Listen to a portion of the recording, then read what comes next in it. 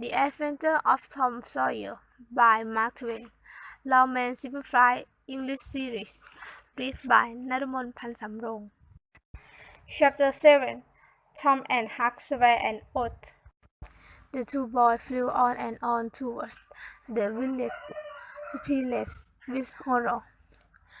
They glanced backwards over their shoulders from time to time, as if they feared that they might be followed.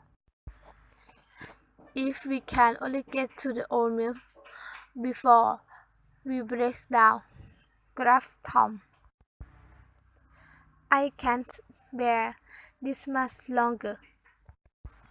Huckleberry, heavy breathing was his only reply. At last they burst through the open door of the old mill and fell, graceful and exhausted, in the sheltering shadow.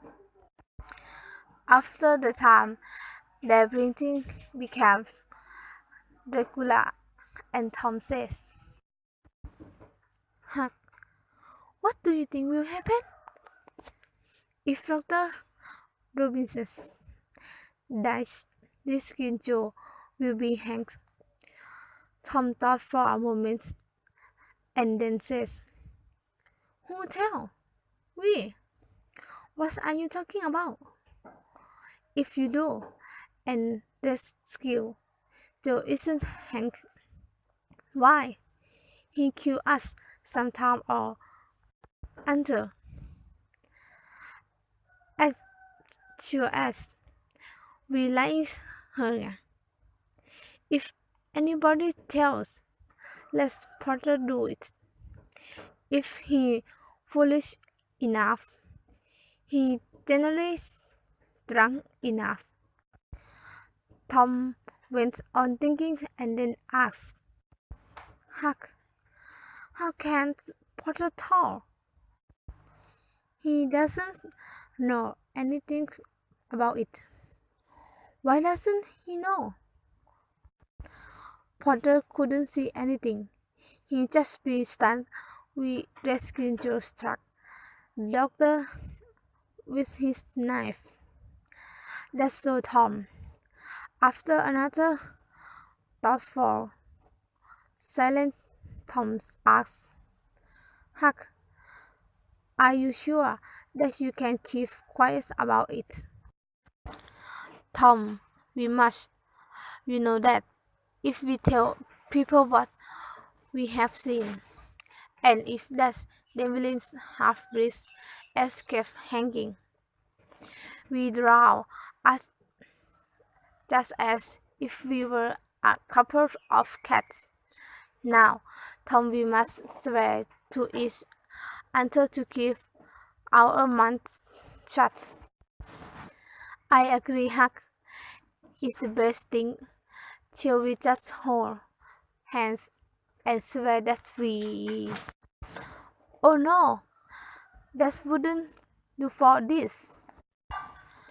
That's good enough for ordinary things, but they ask to be writing about a big things like this," and blushed. Tom highly approves of this idea. It's both deep and dark and awful. The hour, the circumstances, and the surroundings suit it. He picked up a clean, fresh piece of wood that lay in the moonlight, took the edge of a pencil out of his pocket, got the moonlight on his work, and with his tongue between his teeth wrote this line: "Huck Finn and Tom Sawyer, that they will keep their mouths shut about this, and they wish that they may drop dead in their tracks. It's their very tale." Huck Finn and Tom Sawyer swear that they will keep their months. Talk about this, and they wish that they may drove death in. They trust if they ever tell. Huckleberry was filled with admiration of the age with which Tom rose and of the superior styles of his language. Then Tom unwound the threads from one of his needles, and each boy pressed his thumb and pressed out a drop of blood. In time, by pressing over and over again, Tom managed to size the letters T and S, using the ends of his little finger of a pen. Then he showed Huckleberry how to make an H and an F, and the arc was complete. They buried the piece of wood close to the wall with some mirthful ceremony and charm, and the chain that bound their trinket were considered to be lockets and the keys thrown away. Then they separated. When Tom crept in the bedroom window, the night was almost ended. He undresses with excessive caution and fell asleep, congratulating himself that nobody knew of his absence.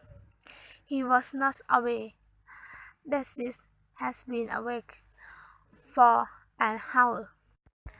When Tom awoke, Sis had dressed and gone. There was a less look in the light. He was startled.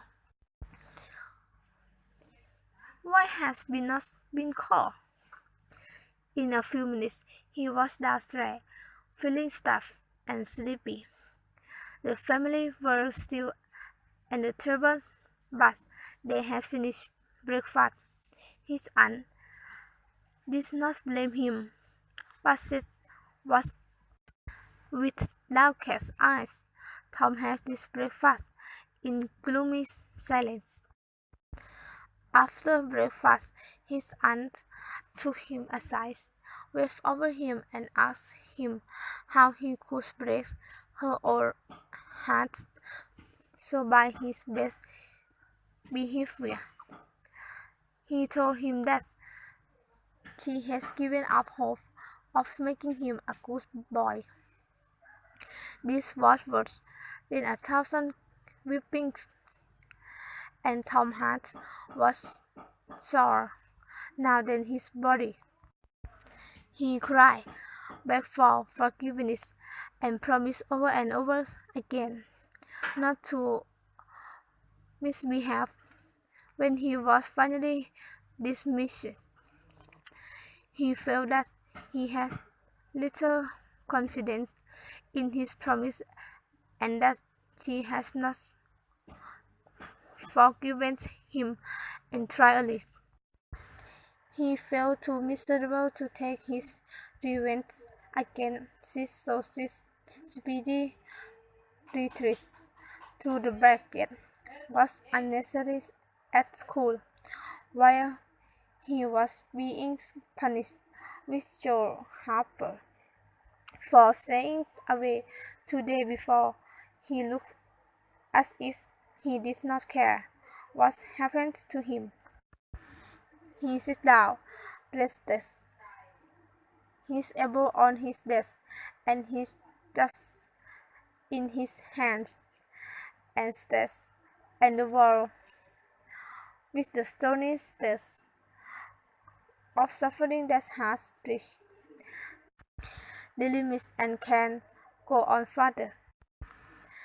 His elbow was pressing against Some has, some stands. After a long time, he slowly and steadily changed his position and took up this object with a size. It was wrapped in paper. He unwrapped it. Aside from the very deep follow and his heart broken, it was his brass door handle. This last straw broke the crumbled back.